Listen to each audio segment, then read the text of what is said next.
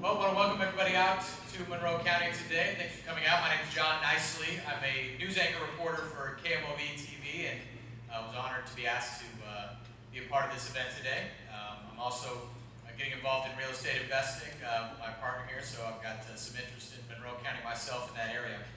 Appreciate you taking your time to join us today. Monroe County is a great place to do business, and that's what we're going to be highlighting throughout today. Before we get started with the presentation, we want our local elected officials and the members of the Monroe County Economic Development Council to stand. The council is what's putting on this event today, so if you all would please stand.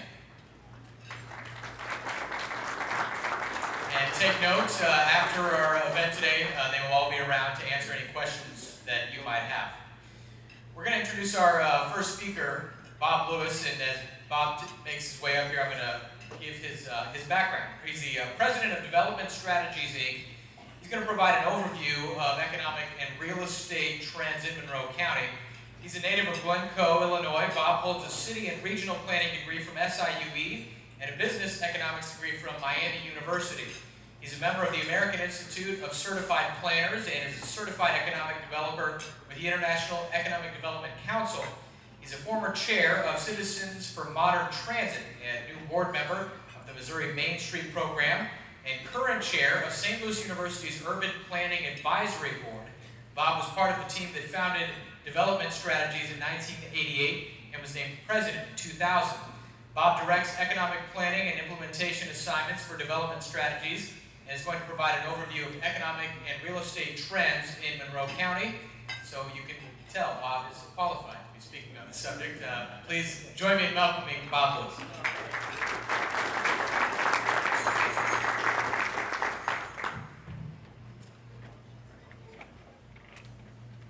Well, thank you all. It's kind of a joy to be here.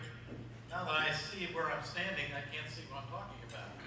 The screen is in front of me, and the other one's back there, so I'm going to have to do what John was doing. Let's just come out here. Yeah. You guys have worked with mics all the time. Well, it's work. I'm usually behind a computer somewhere or on a phone.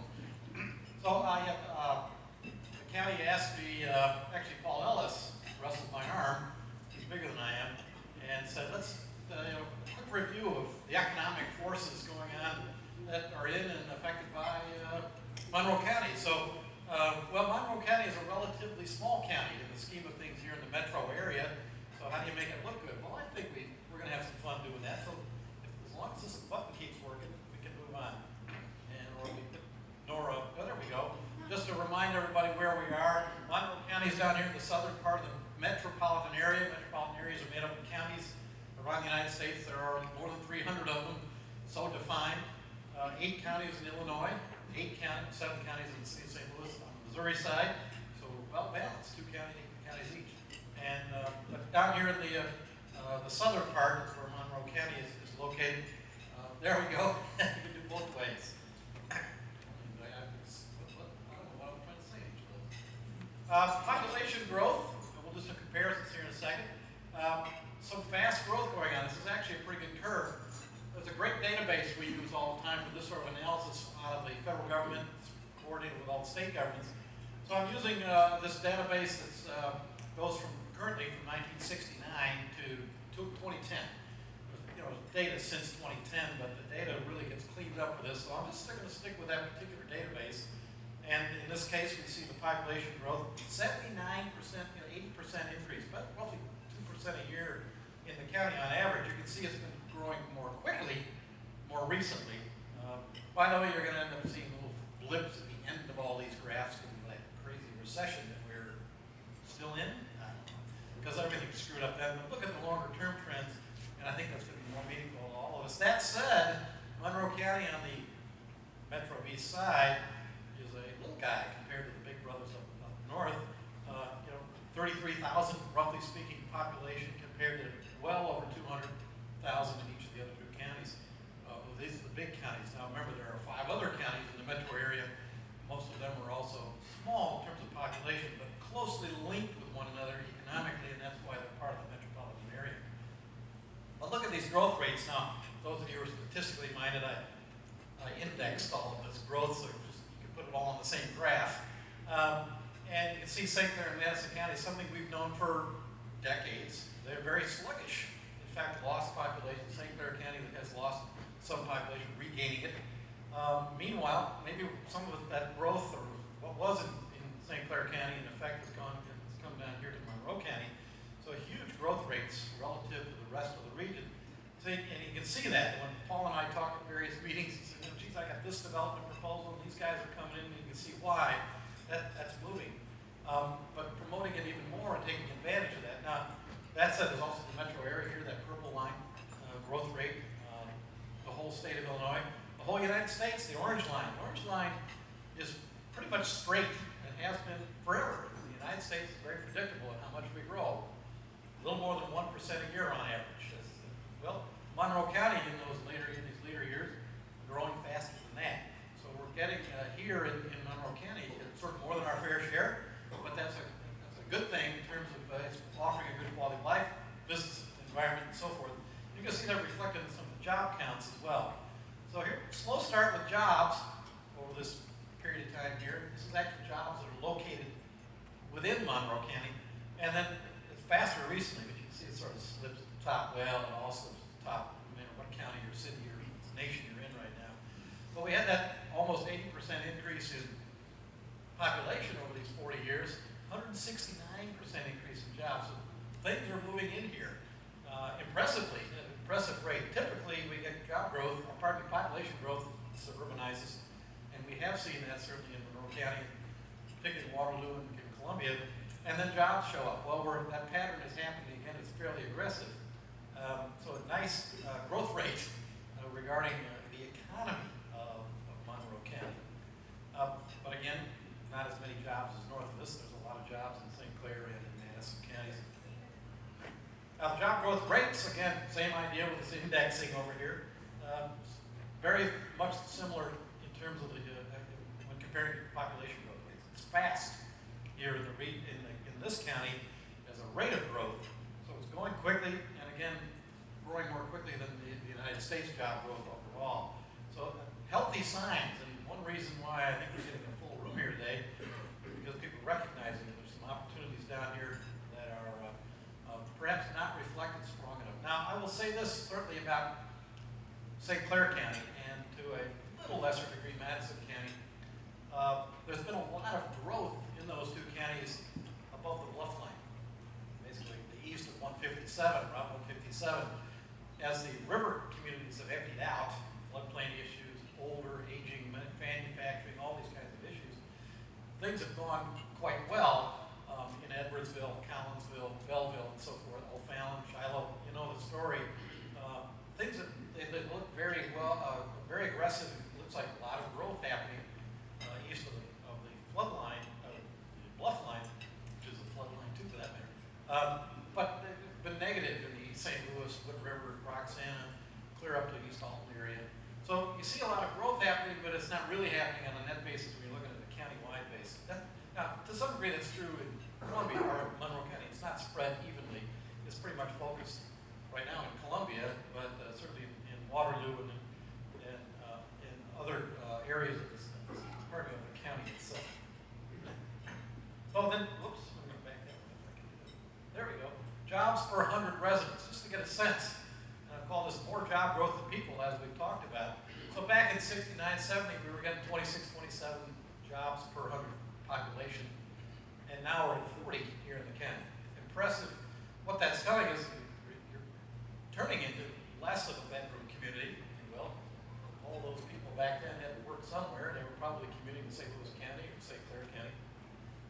And it's more of those jobs can be held here close to home in more recent years. That said, it's still a little kind of on the bedroom side. So whoever's got a job, they're still quite likely to be changing counties every morning and coming back at night. Good news because it's relatively small compared to the other parts of this metropolitan area in the United States. So there's more economic development potential given the scale of population and the growth that's going on that is pretty strong, albeit on a relatively small basis, but that will change and grow over time. So what we're seeing here is that Monroe County is attracting jobs, putting fewer people on the bridges over to St. Louis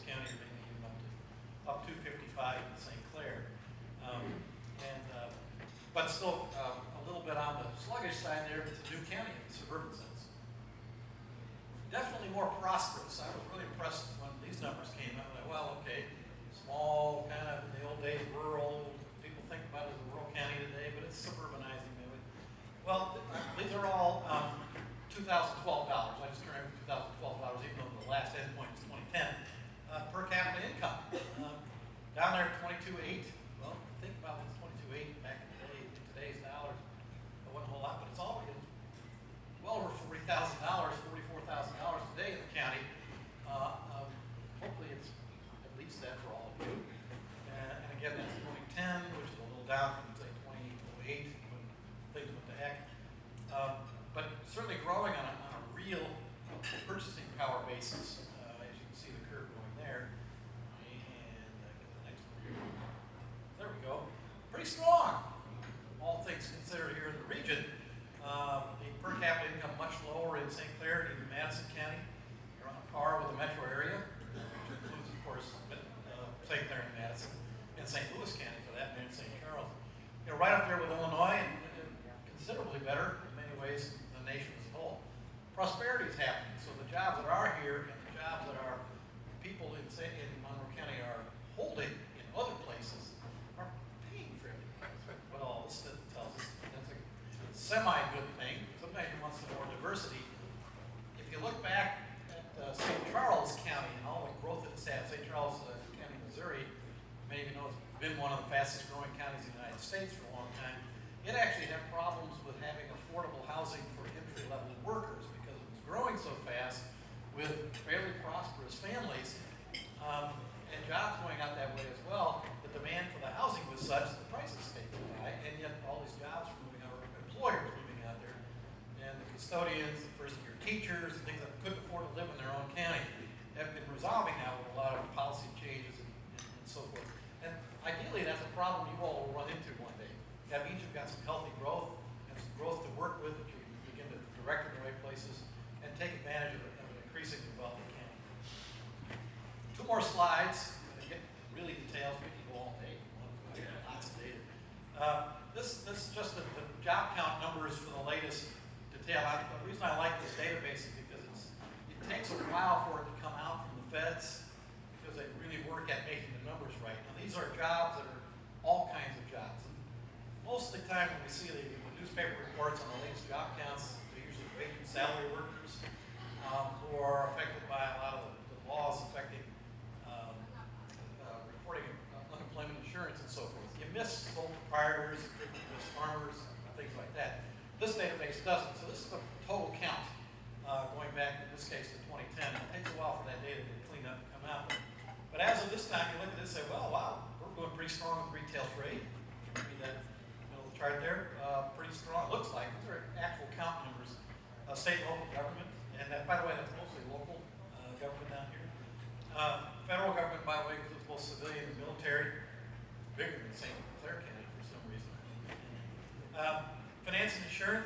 When I'm looking at this, I'm actually seeing a growing suburban area. Retail trade. Why is that? Well, it seems relatively big because you've got population going here, and you've got some prosperity. And the retailers are beginning to realize that and start building more of that and certainly creating the jobs that go along with it. Now, ideally, those will get also more balance with, say, professional, scientific, technical services, higher paying, brain power kinds of jobs, and that is happening too. The numbers are fairly good. So the final graph here then is what we call location quotients. This is simply, in this case, comparing it to the United States. What's the percentage of jobs in Monroe County in each category compared to that same percentage in the United States? So you have the same percentage, like we have 10% of jobs in a given category in Monroe County, and it's the same percentage for the United States. You got a location quotient of 1. So if you look at the American economy and say, well, we're balanced with the American economy, which is one of the most diverse, if not the most diverse and healthiest economies in the world. So if you're over 1, it means you've got a specialty, if you will.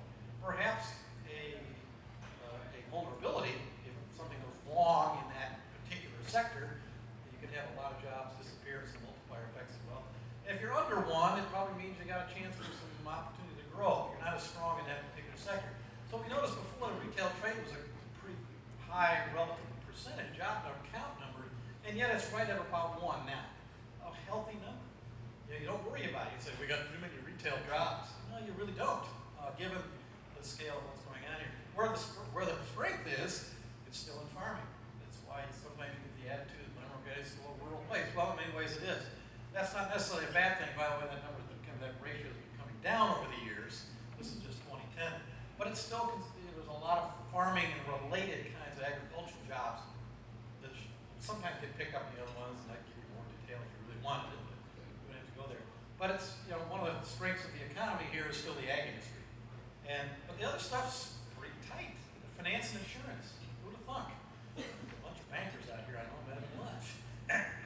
But that's, part that's also a reflection of real estate, certainly above 1 a little bit. It's a reflection of the growth that's going on in the county, and we need those kinds of services and skills, real estate development, real estate rental and leasing, finance and insurance, so forth, to carry those things on. But it's impressive, lodging and restaurants, but there are very few things that are nothing really is significantly over 1. Pretty balanced growth going on here. Paul, everybody in town, I think you'd be to congratulate. Maybe it's by happenstance and the invisible hand, but all things considered, Monroe County is doing quite well. I think. There we have it. We did have one more slide to say exactly that. It's changing. So I'm a planner, as you heard from SIU. We got my planning degree 430 years ago. But so we look at these numbers. Now communities, make sure you're planning for it. Economic development planning, certainly comprehensive master planning, land use. But plan on those kinds of things. You're all doing it, by the way, doing it fairly well. It's small but quick and nimble. I like to look at it. Surely you've already done fairly well. Keep an eye on those kinds of metrics that we're talking about here, and attract and be nimble about it and adapt to the new economy. We're just talking about the table here, even about the television industry. How quick and nimble you got to be there. And sometimes we weren't. and making up for it now. Now, it's a healthy economy, as you saw, with those location quotients. But as always, these things need to be nurtured. The gardening, as we call it in economic development, make sure things are growing properly, things are growing in a balanced manner, and you're not too vulnerable to any one economic sector. I close by saying, by the way, don't worry about the farm sector. It seems to be doing quite well. But Monroe guys doing healthy. Thank you all. All right, here we go. So, of course, the headline here, Monroe County is open for business. Monroe County, more than 200 years ago, pioneers recognized the assets of what's Monroe County. Today, it's your turn to discover the benefits of owning land, leasing, developing sites in the county. What we do have to offer, Monroe County has several significant advantages as a place to grow business: highly affluent population, growing stable workforce, strong real estate valuation, continued growth in building starts, proximity to St. Louis with excellent highway, air, rail connections, highly rated secondary education system. A lot of this Bob was just highlighting himself. Monroe County's strategic plan identifies 5 niches for targeted recruitment efforts as part of the overall economic development strategy.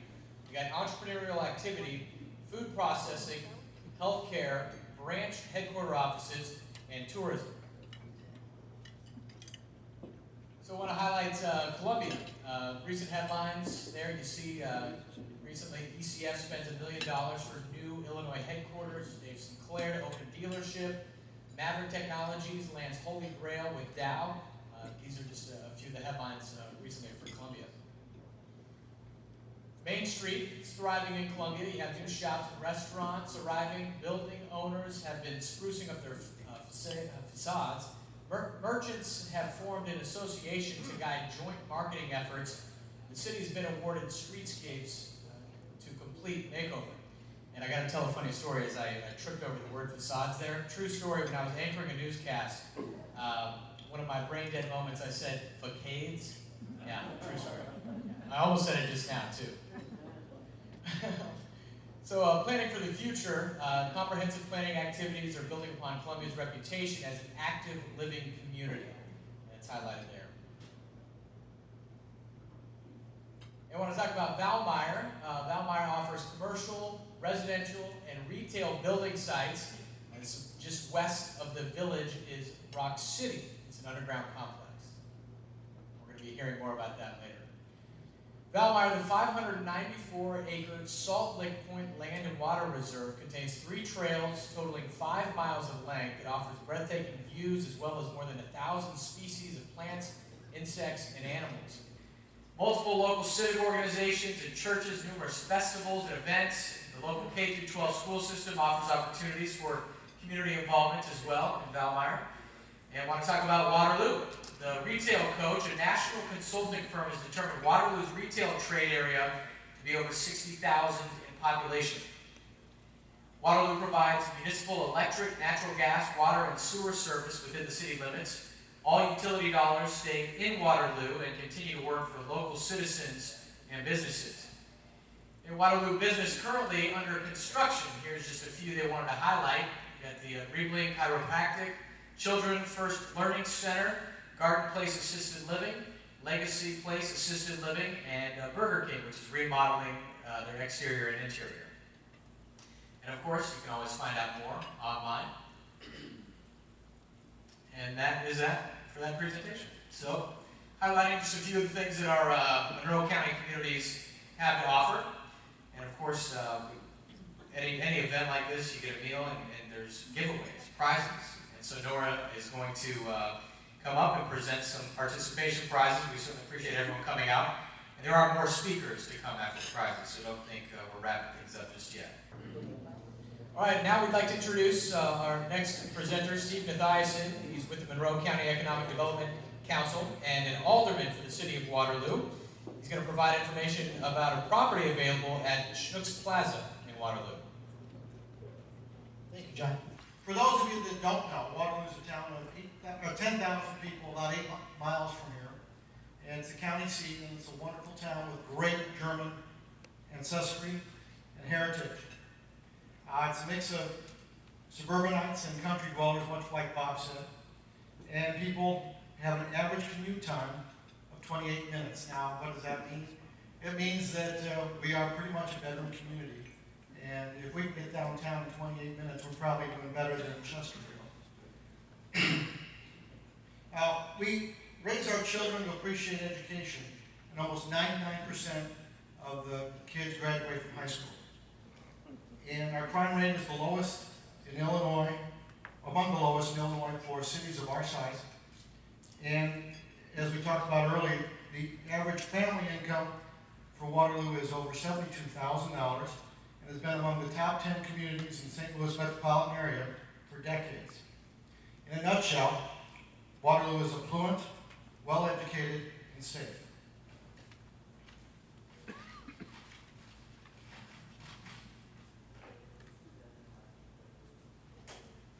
Waterloo is a place to invest. From 2000 to 2010, the population of Waterloo has grown over 28%. And although our residential growth has slowed with the economy, non-residential construction and infrastructure investment has increased $50 million over the last 5 years. We estimate that over $13 million was invested in the last 12 months. Major projects, as you saw earlier, were the surgical center, 2 assisted living centers, Dairy Queen, and a chiropractic center. One of the great attributes of the city of Waterloo is we provide all our utilities, and it means we can give great customer service. Anytime we have an electric outage, we can be there in 30 minutes, and we can also generate electricity if we lose our source of power. Also having our own utilities has provided the city with substantial revenue. It has made us a moderately affluent city as well as a community. The city just recently bought an electric generator for $6 million. We paid cash. So what does that mean? It means the city is not relying on federal subsidies or the money that comes from the federal government to make the cities work. We don't have to worry about our budgets, and we can help in any way we can with development. Even with the slower economy, the retail sales in Waterloo have continued to grow at a rate of 3 to 5% each year. This year we plan to have retail sales of $220 million. Today I'm focusing on the Schnucks Waterloo Common development. Schnucks became part of Waterloo when they acquired National Foods in 1995. In 2005, Schnucks believed that Waterloo was worthy of a multi-million-dollar investment. They began planning what was to become Waterloo Commons. In 2007, a 55,000 square foot grocery store was opened with a 7-store strip mall. There was great hope to fill all the remaining development over the next 2 years, but then in 2008, the financial crisis hit and retail expansion slowed. But that is the past. Waterloo is once again thriving when it comes to new retail. Within a quarter mile of the development, we will see that there has been 2 almost completed commercial buildings, a plan for a new retailer, the remodel of Burger King, and there's also plans for McDonald's to rebuild their current location. Shovel ready is a term that the government coined when they were throwing money at the economy with hope to kickstart projects to help Americans work. I will say that Waterloo Commons is the epitome of shovel ready. Waterloo Commons has over 400,000 square feet of zoned, platted land with infrastructure ready to build on.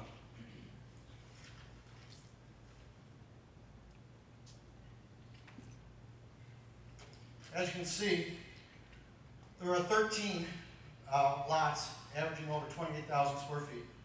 These lots can be combined and configured to meet the needs of most medium businesses and especially restaurants and service facilities. Earlier this year, Dairy Queen opened a great new restaurant and the DQ is off to a great start. I learned today that there is a plan to move forward with this space here where they're going to take it from a blank spot to a lot. I'm not sure what that means, but I think it's promising.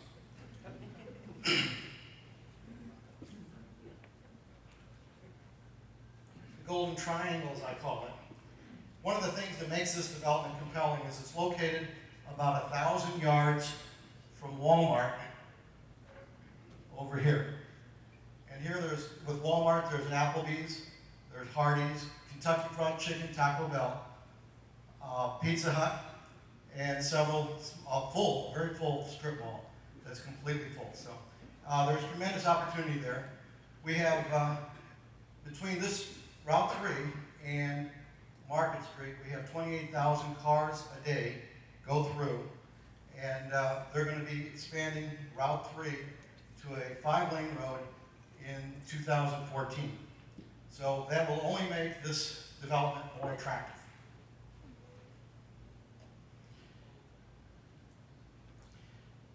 Once the development gains momentum, the lots are going to disappear. Which lot is right for you?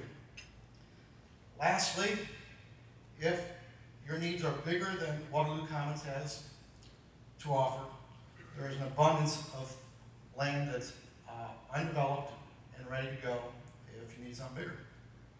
And here's a list of contacts if you need to contact anybody. Thank you very much for listening, and thanks for coming today.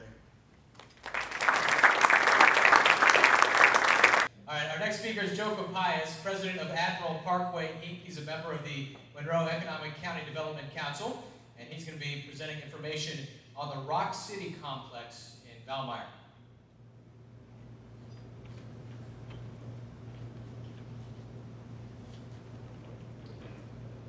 First of all, thanks for coming. For those of you that don't know, Monroe County is a great place to live. I worked for a food wholesaler for a number of years and moved around to a lot of different cities, and this really is a unique and wonderful area. Rock City is an abandoned limestone quarry that's located in Valmeyer, Illinois. We have about 5.5 million square feet of space in the underground to develop. Our ceiling heights and some of the other issues we'll go into in just a second. But the drive time to Rock City is about 15 minutes from the JB Bridge. So one of the biggest issues I've had, the federal government is leasing about 500,000 square feet from us for the National Archives. And those people thought it was really far away because they were driving through cornfields all the way to Rock City. when they actually drive it and they measure their time, they love it, and it's worked out really well. We say Rock City is a rock-solid development. We have several hundred feet of rock above us. This isn't moving. Okay.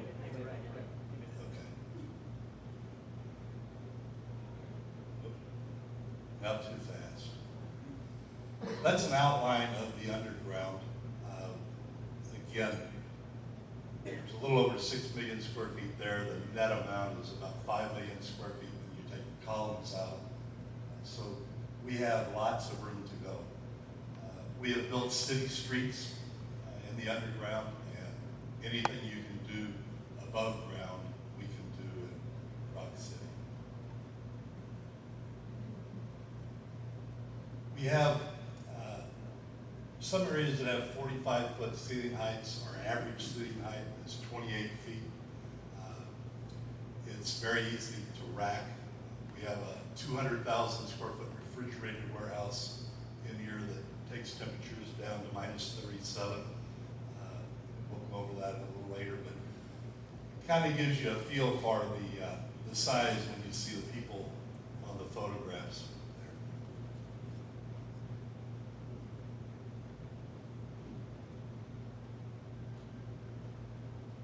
The entire underground is a tax increment financing district. There are about 18 years left on that district. The infrastructure will be expanded based on the revenues that are generated from that TIF, and there are also incentives that we can offer to occupants. We spent about $50 million so far on the hole in the ground, as my wife lovingly refers to it. And it's taken us some time to get it going. It's been a challenge, but it's coming together really well. One of the keys are the 100 openings that are on the exterior of the property. We get natural ventilation through the entire underground. Many of the undergrounds in Kansas City is probably the most well-known area. They have to pump fresh air in and circulate air continuously. Because of the way the miners mined this, they needed fresh air while they were mining. They cut some huge openings in the side of the bluff. And when the refrigerated trucks back up to the frozen docks, they can leave their engines running, their reefers can continue running, and there is no problem with the air quality. We get natural ventilation.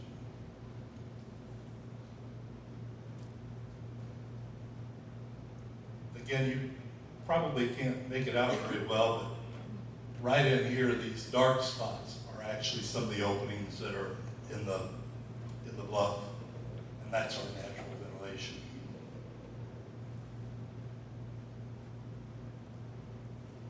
The road construction has begun. We have trailer parking in the front, and then the roads, city streets go right through the underground.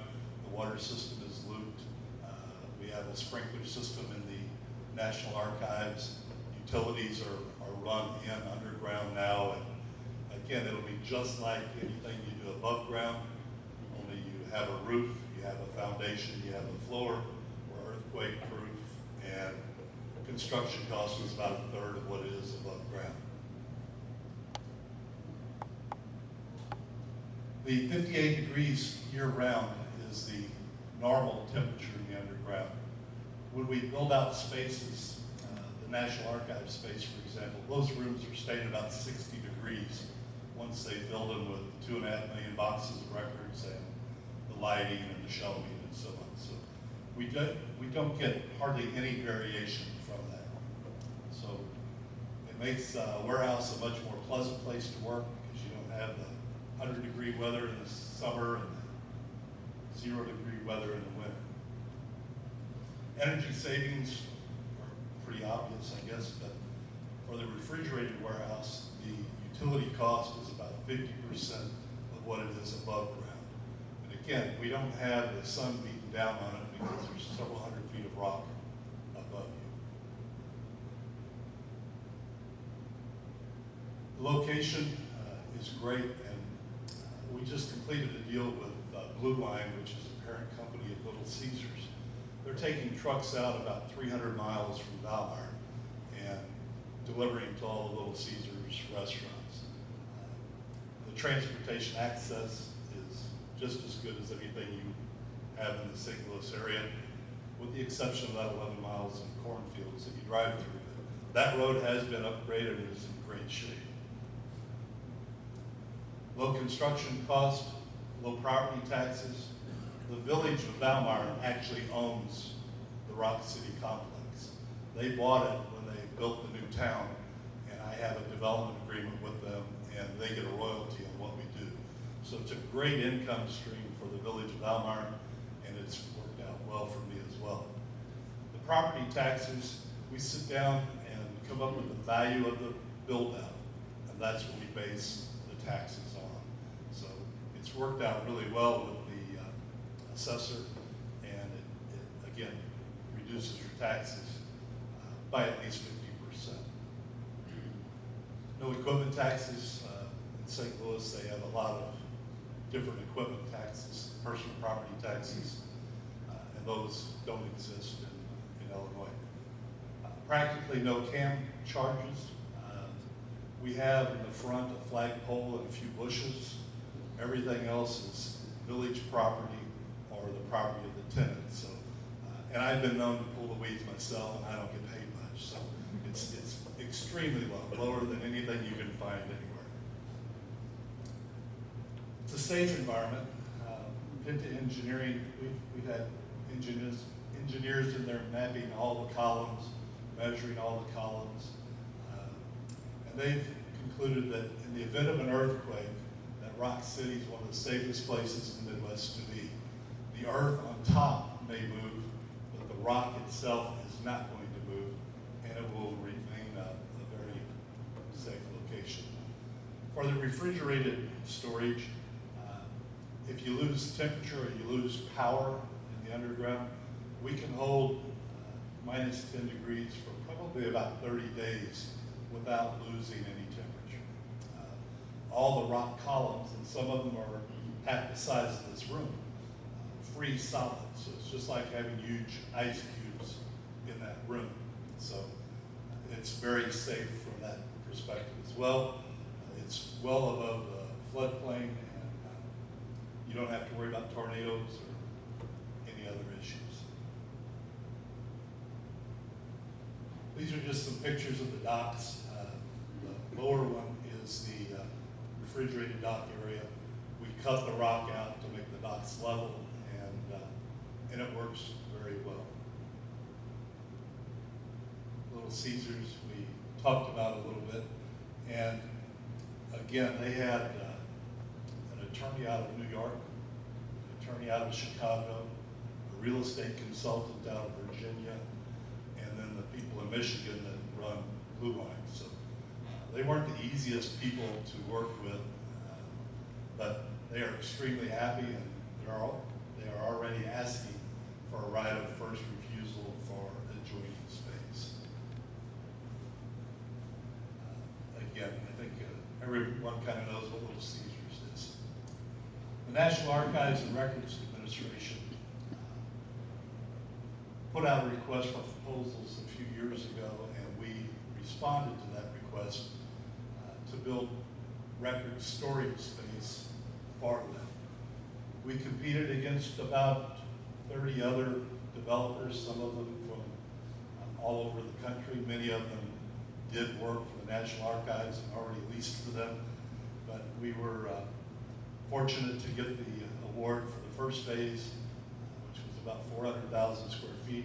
We've since done a 75,000 square foot addition, and it's worked out really well. These are just some other pictures of the National Archives space. You can see all the shelves, and they actually put 6 banker boxes on each shelf. So it's kind of amazing to see. And when you look from the front to the back, it's over a half mile, and all you see are rows and rows and rows of boxes. One of the other issues we have with the National Archives is We have to meet all their fire requirements, which are very stringent. Fresh air requirements. We had to do lots and lots of studies and lots of tests. Every year we do air quality tests, and it's worked out really well. The addition, we convinced them to go 20 high instead of 15 high. And a lot of people said I was crazy because we're leasing them less space. But our goal is to get their cost per cubic foot of storage to as low as number as possible, so when their leases expire throughout the country, hopefully they'll want to move product to Valmar. Cold storage currently employs a little over 60 employees. Some of the customers there are Anheuser-Busch InBev. We store hops for them. Every Tombstone or Kraft Nestle pizza that's in the Midwest comes out of Valmar. Every half gallon of Edie's ice cream that's delivered in the Midwest comes out of Valmar. The freezer operation actually picks the orders per grocery store. So when the drivers pick them up, they throw them on their trucks and then they go straight to the stores. We currently have Walmart's turkeys and pies in there for the Thanksgiving season, and they will obviously be going out shortly, and when they go out, we'll start gearing up for outside storage of ice cream. So it's kind of a trick to get the right mix of customers who comes in when, but it's worked out really well. It's the most unique underground development, and the reason for that is we don't have water issues. Some underground facilities have leaking that comes through the ground, which is not their fault, it's just the way God made it. We didn't do anything special, we just got lucky. So there's no water that drips through the ceiling, which makes it a much better environment. We have an underground lake in Rock City. It's about 15 acres. We pumped water out of it for almost a year. I was praying that it was spring fed, we could bottle it and sell it. Unfortunately, it's not. It's just groundwater that runs in.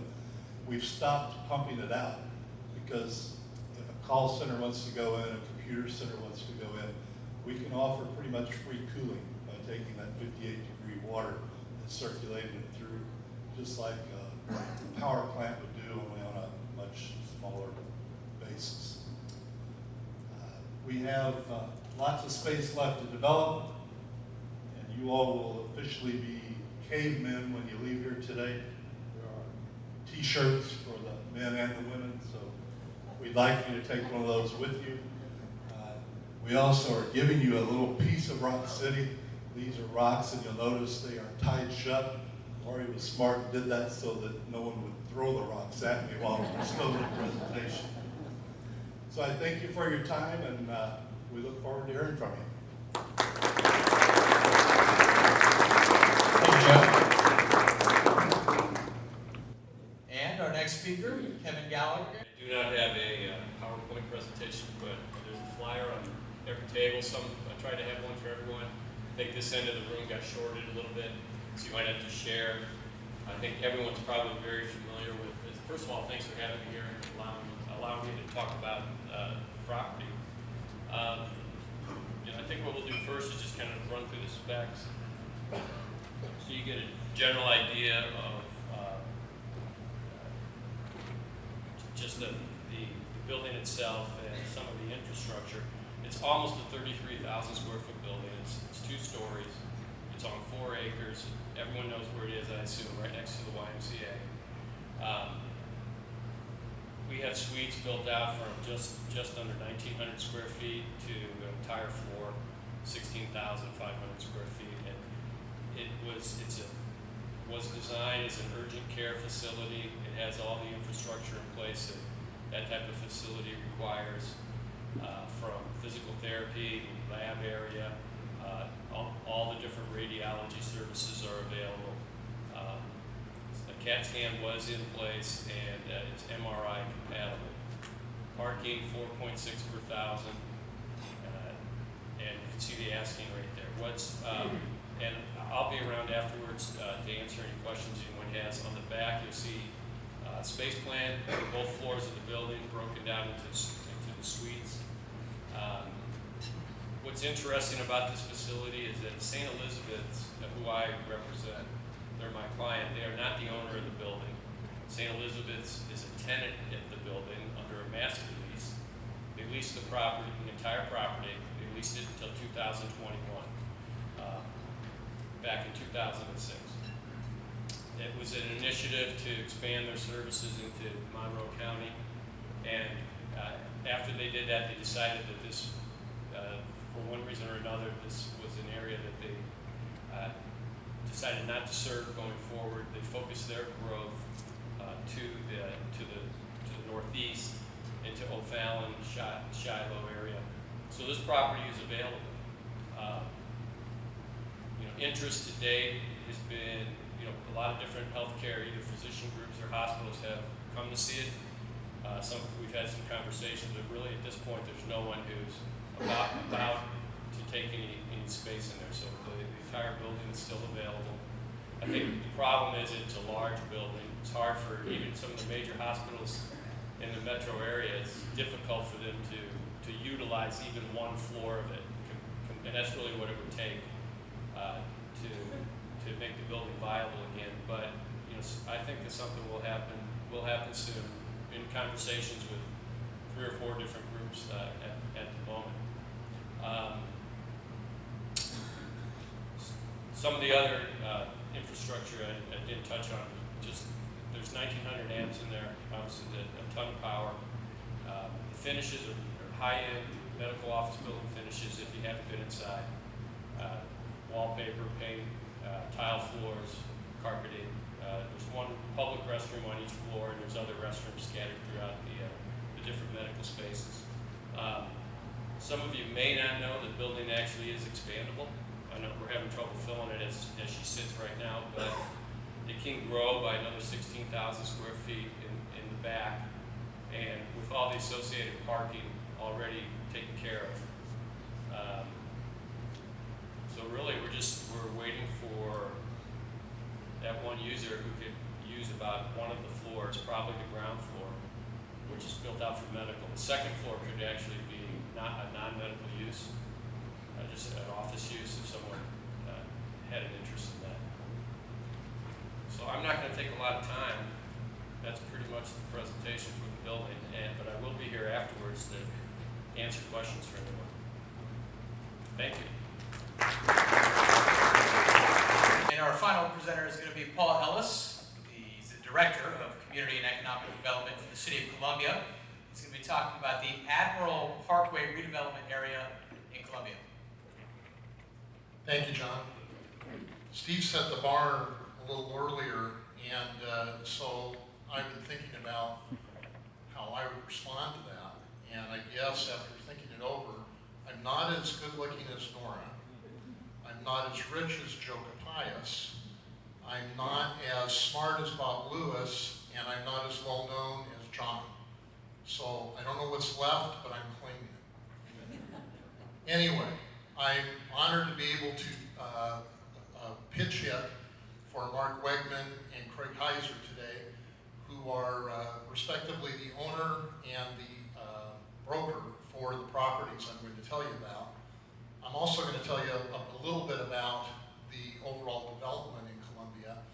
And but before I do that, I just want to make sure, as one of the organizers of the event, I know this is a little bit unusual for Brokers Open to have more than one property, but I hope this is helpful, and I hope that you're all going to leave here with a feeling that you gained something today. And we want you to feel that you're an insider now, having attended this event in Monroe County. And so you may not see everything you need or want today, but we hope we've started to build a relationship with you, and you'll be able to consult any of us in the future wherever we might be of help. And that's on behalf of the Economic Development Council and all of us presenting today.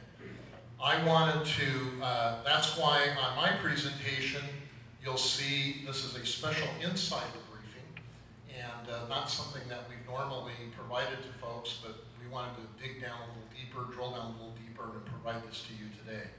So, as insiders, let me share some information with you. If I can get the equipment to work. There we go. Whoops. Okay. This is how I drive too. Heavy foot on the gas. There we go. Okay. First, I want to tell you about the Admiral Parkway redevelopment area.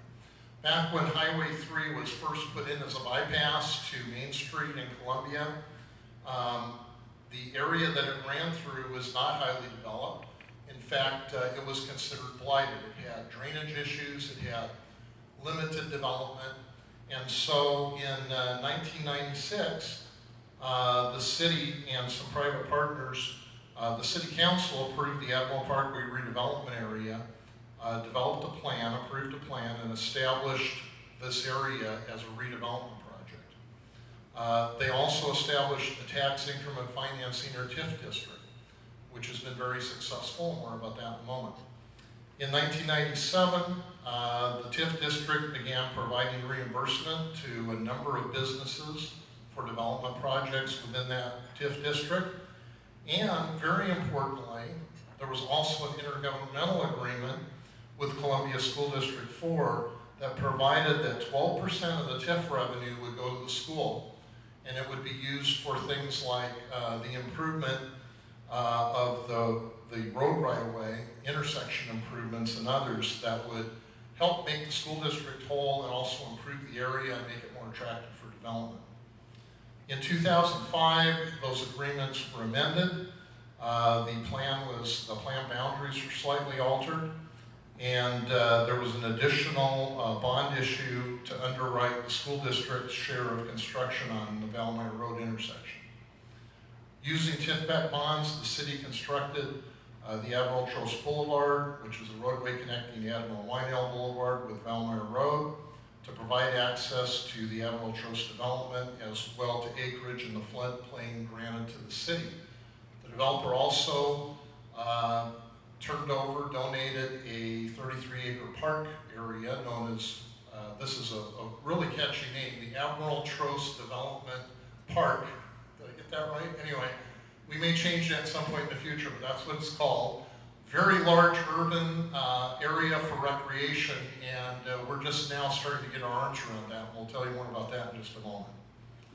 So, as insiders, what do we want you to know about this? First of all, there's been a tremendous improvement over the last few years in the infrastructure in that area. This is the new middle school that was built just a few years ago, and down towards the bottom there you can see one of the intersections that was improved through the TIF funding and through the redevelopment area.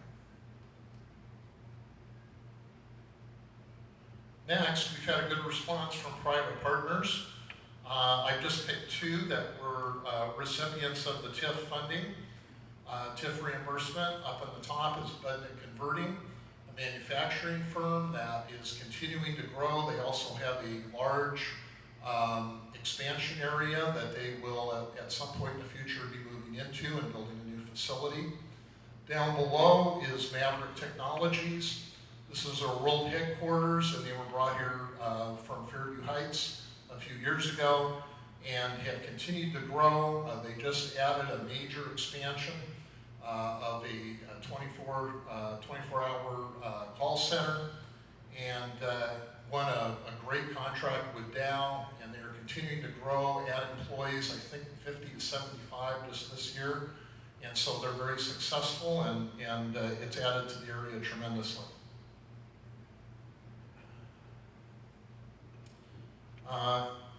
Because of the redevelopment in the area and the great response with new construction, we've had other businesses that have come in and constructed without the TIF reimbursement, but because of the upswing in the area. You can see several there. Alliance Bank built a new branch, CVS Pharmacy, and down below there is a 77-room Hampton Inn that was built and opened in 2009. Okay, what do we want to tell you about today? First of all, several things. First of all, the blight, which was the original condition for redevelopment, has largely been remediated or removed. The area is redeveloped and continues to attract new investment. We do have a number of folks looking at sites in that area. Relocated businesses continue to grow, as I mentioned. You see a couple pictures there. You'll see our mayor, Kevin Hutchison, and the CEO of Maverick at the ribbon cutting and a view of their new call center. Planning and improvements continue, and I'll tell you about one part of that in just a moment. And our district is a model for other districts around the state. We'll be speaking in about 2 weeks to the Illinois TIF Association on best practices, and they're using our TIF district as one of the models for how to run that type of district and keep peace with your school district, but also get some of the funding that you need to get things done today. I did want to note too, Nora was kind enough to hand out a handout, which you will find. I think everybody has one now. If you flip it over, there is a picture.